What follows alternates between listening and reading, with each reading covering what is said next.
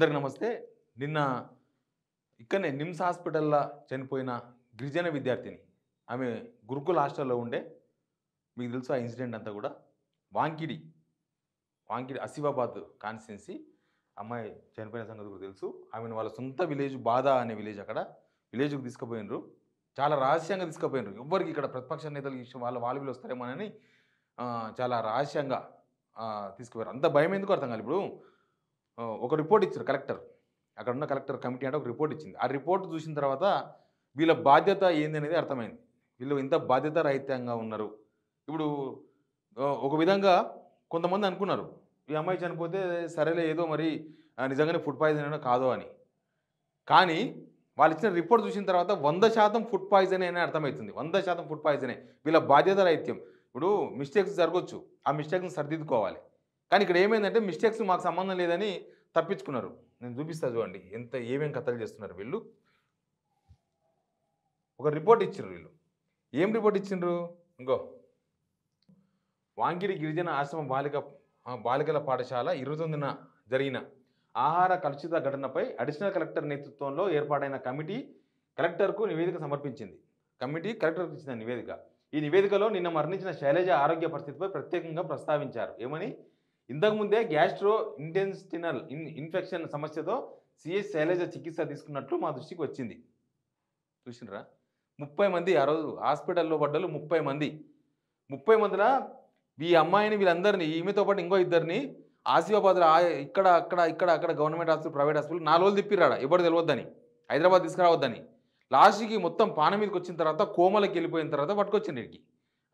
అయితే ఆమె food poison కాదని చెప్పేసి వీళ్ళ రిపోర్ట్. అదే కదా దీని అర్థం. దసరా సెలవుల్లో ఇలాంటి వైద్య పరీక్షల కోసం ఆమె 17/10/2024 మెడికల్ ల్యాబ్కు వెళ్ళింది. మల్లికార్జున డయాగ్నోస్టిక్స్ వాంకిడి యొక్క క్లినికల్ రిపోర్ట్ ప్రకారం WBC కౌంట్ స్థాయి 1400 వచ్చింది. ఇది సాధారణం కన్నా ఎక్కువగా ఉంది. ఆమెకు ఆర్ఎంపీ డాక్టర్ పి చంద్రశేఖర్ చికిత్స అందించి గ్యాస్ట్రో ఇంటెస్టినల్ ఇన్ఫెక్షన్ మరియు యాంటీబయాటిక్స్ కోసం ఉపయోగించే మందులను సూచించాడు. ఆమె 21/10/2024 తిరిగి పాఠశాలకు వచ్చింది. అయితే ఆర్ఎంపీ డాక్టర్ సూచించిన మందులను తీసుకుంటుంది. ఇదే క్రమంలో అక్టోబర్ 29, 2024 పండుగకు 2 రోజుల ముందు 31 కదా మనకు పండుగ, అక్టోబర్ 31 దీపావళి పండుగ. దీపావళి పండుగ. ఇదే క్రమంలో అక్టోబర్ 29 నా కడుపు నొప్పి డయేరియా సిమ్టమ్స్తో శైలజను ఆసుపత్రిలో చేర్చాము. పేరెంట్స్ కోరిక మేరకు మంచిర్యాలలోని మాక్స్ కేర్ ఆసుపత్రిలో చేశాము. ఆ తర్వాత నిమ్స్లో చేర్చి అత్యాధునిక వైద్య చికిత్స అందిస్తున్నాం. అక్టోబర్ 29న కడుపు నొప్పి డయేరియా సమస్యలతో 30 మంది అమ్మాయిలను ఆసుపత్రిలో చికిత్స అందించగా అంతా కోలుకున్నారని అదనపు కలెక్టర్ తన నివేదికను సమర్పించారు. 30 మంది కోలుకోలే. 27 మంది 3 రోజుల పాటు హాస్పిటల్లో ఉండి పోయినరు. మిగతా 3 4 రోజులు రకరకాల హాస్పిటల్ తిప్పి అయితలేదు, ఇంకా అంటంగా పడతలేదు అంటారు. గవర్నమెంట్ హాస్పిటల్ పడతలేము అన్నప్పుడు లాస్ట్ స్టేజ్లో ఇడికి తీసుకొచ్చారు, నిమ్స్కి పట్టుకొచ్చారు. నిమ్స్లో ఉన్నది అమ్మాయి మొన్నటిదాకా వెంటిలేటర్ మీద ఉన్నది. కనీసం ఆ అమ్మాయిని చూడని కూడా ఎవరు పోలే. ఇక్కడున్న పొద్దుగాలు వేస్తే మేము గిరిజనుల ప్రతినిధులం అని చెప్పుకునే వాళ్ళు ఎవరు పోలే. సీతక్క పోలే, ఇంకా మిగతా వాళ్ళు ఎవరు పోలే. హరీష్ రావు పోయిండు. హరీష్ రావు పోయిన తర్వాత వీళ్ళు పరుగు పొన్నం ప్రభాకర్ వాళ్ళు వీళ్ళు పోయి చూసి వచ్చారు. కానీ అమ్మాయి ఇప్పుడు ఏం రాసిన వాళ్ళు, ఆమెకు అంతకుముందే ఏదో వచ్చిన ప్రాబ్లం ఉండే. కలుషిత ఆరోగ్యానికి సంబంధించి హెడ్ మాస్టర్తో పాటు ఎన్ఎం కుక్కు 2 అవుట్సోర్సింగ్ ఉద్యోగులు సస్పెండ్ చేసినాడు. సస్పెండ్ చేస్తే ఏమవుతుంది? ఓ 4 రోజులు ఇంటికి అంటారు. మళ్ళీ ఎవరినో కాంగ్రెస్ గవర్నమెంట్లో ఇది కామన్, ఎవరినో పట్టుకుంటే ఉద్యోగం ఇచ్చేస్తారు. మొన్న చూలే నారాయణపేటలో ఎంఈఓ డిఈఓనో ఎంఈఓనో ఆయన సస్పెండ్ చేసినారు. 100 మంది హాస్పిటల్ పాలైనరాడా మధ్యాహ్నం భోజనం తిని. మరుస రోజు వనపర్తి ఇచ్చేసారు. వనపర్తి డిఈఓ ఇచ్చిర్రు మరుస రోజే. అంటే ఆడ ఎవరు తప్పు? ఆ 100 మంది తప్పు, తిన్నందుకు తప్పు అనమాట. ఆడ అధికారులకు ఎవరు బాధ్యత లేదు, గవర్నమెంట్కి అసలే బాధ్యత లేదు. ఇప్పుడు ఈ ఇష్యూలో కూడా గవర్నమెంట్కి ఏం బాధ్యత లేదని చెప్పిండ్రు. ఏంది 30 మంది హాస్పిటల్లో పాలైనరంట. కానీ మీకు అంతకుముందే ఏదో చిన్న ప్రాబ్లం ఉన్నదంట, అందుకని మీకు ఇట్లయిందని చెప్పగానే చెప్తున్నారు వీళ్ళు. సరే, ఆమె ఏదో బాధతో చనిపోయింది. మీరంటే మీ బాధ్యత రాహిత్యం ఈ నివేదిక ద్వారా కనబడుతుంది. అది డిప్యూటీ కలెక్టరు ఆయన ఎవరో ఇచ్చారనంటే ఆయన ఇయ్యడు. ఈ గవర్నమెంట్ ప్రెషర్ గవర్నమెంట్ మీద పడొద్దు. గవర్నమెంట్ వాళ్ళగా చనిపోయిందని చెప్పాలి అందరం. చెప్తే వాళ్ళకు సమస్య. ఇక మాకేం సంబంధం లేదు, అసలు మా గవర్నమెంటే లేదని చెప్పండి, దరిద్రం పోతుంది. ఓకే, ఇంత ఒక అమ్మాయి చావు బాధ్యత వహించి మీరేం రాజీనామాలు చేయమని అడుగుతలేరు కదా ఎవరు. ఇట్లాంటి మళ్ళీ జరగకుండా చూడమని అడుగుతున్నారు అందరూ. వీళ్ళు రాజీనామా చేయమని ఏం అడుగుతలేము. జరిగింది చాలా ఘోరమైన తప్పు జరిగింది. ఈ ఘోరమైన తప్పులు మళ్ళీ రిపీట్ కాకుండా చేయాలంటే మేము ఘోరమైన తప్పుకు మాకు సంబంధం లేదు అసలు చేతులు ఎత్తేసింది గవర్నమెంట్. వాళ్ళు ఎవరు బాధ్యులు దీనికి? వాళ్ళ అమ్మ నాయన బాధ్యులు. ఎందుకంటే వాళ్ళు ఆ గురుకుల హాస్టల్ వేసిర్రు, ఆశ్రమ పాఠశాల చదివిస్తుండ్రు కాబట్టి. ఇంకా విచిత్రం. సరే ఈమె ఏదో అనారోగ్యంతో చనిపోయింది. అట్లే ఉంది ఇప్పుడు. మన 'దృశ్యం' సినిమా టైప్ ఇవన్నీ కూడా. 'దృశ్యం' సినిమా చూసినాం కదా వెంకటేష్‌ది, ఆ టైప్ ఇది. మరి వీళ్ళు ఎందుకు పోయి చూసి వచ్చిర్రు? వీళ్ళెందుకు ఆ రోజు మంత్రి కొండా సురేఖ ఏం స్టేట్మెంట్ ఇచ్చింది? వీళ్ళంతా కారమప్పలు తిన్నారు, కారమప్పలు తిని ఇట్లా అస్వస్థతకు గురైనరు, వాళ్ళ వాడిన ఆయిలే బహుశా కలుషితమై ఉండొచ్చు, అందుకే ఇట్లా అయిందని. వాళ్ళ పేరెంట్స్ బాగానే ఉన్నారు, వాళ్ళ ఇంటి దగ్గర ఉన్న వాళ్ళ అక్కలు చెల్లెళ్ళు తమ్ముళ్ళు మంచిగానే ఉన్నారు. కానీ ఈ ఆశ్రమ పాఠశాల గురుకుల హాస్టల్లో ఉన్న 30 మందికి అస్వస్థతకు గురవుతారా? దాంట్లో ఈ అమ్మాయి ఇంత సీరియస్ అవుతుందా? 4 రోజులు ఎందుకు తిప్పిర్రు మంచిగా? మీరు ఆడ ఎందుకు తిప్పిర్రు ఆసిఫాబాద్లో? ఎమ్మడే పట్టుకొస్తే వేరే లేకుంటుండే కదా. అంటే ప్రభుత్వ ఖర్చులతో కనీసం ఇట్లాంటి వాళ్ళకి కనీసం చికిత్స అయ్యని కూడా గవర్నమెంట్ సిద్ధంగా లేదు.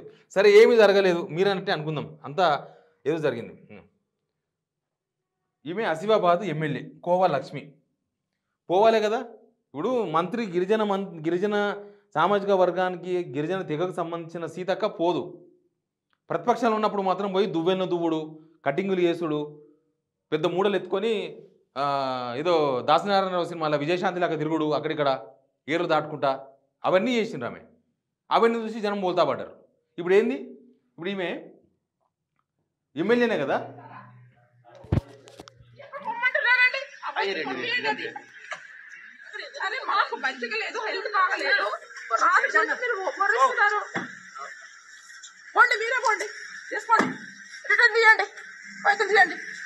పర్మిషన్ ఇచ్చిన కాంగ్రెస్ వాళ్ళు పోవడానికి పర్మిషన్ ఉంటది. పోలేదా? వాళ్ళు ప్రజాప్రతినిధులు అవునా కాదా? వాళ్ళకు ఒక ల్యాండ్ ఆర్డర్, మాకు ఒక ల్యాండ్ ఆర్డర్ రా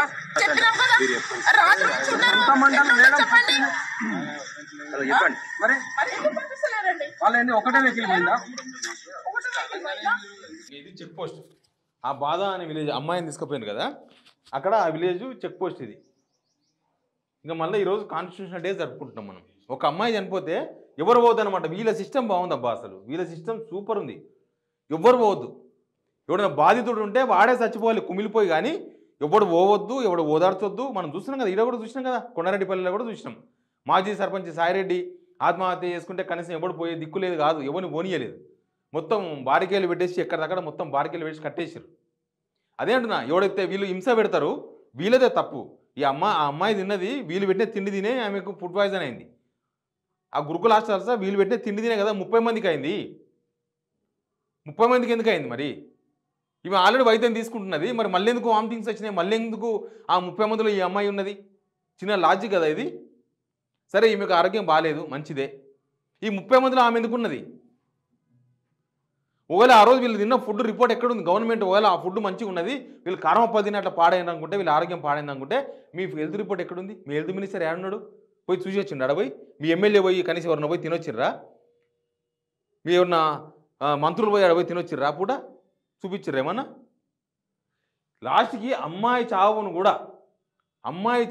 కూడా ఇట్లా ఎవరు తెలియవద్దు, సీక్రెట్ రహస్యం. మనం తెలంగాణలో ఉన్నామా లేకపోతే ఇంకెక్కడన్నా పోతున్నామా? ఏమవుతుంది ఇక్కడ?